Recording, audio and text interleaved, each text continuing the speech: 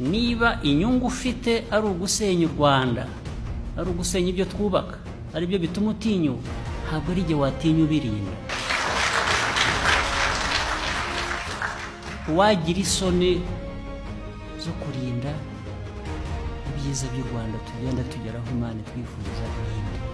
Isoni n'iziki, isoni z'umuntu wese akwiye kubagira. Niba ari uguhangana mu magambo mugahangana, niba ari uguhangana mu bundi buryo akwiye guhangana.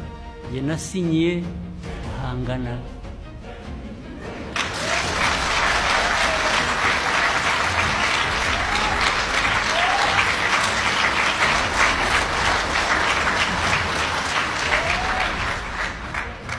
Buriya ubwo niba ari ikosa mwakoze muzaryishuze, ariko aho mwagiye kungirira umuyobozi wanyu mukanshyira hariya muri stade mukandahiza, buriya mwandahizaga ngo mpangane mbahanganire.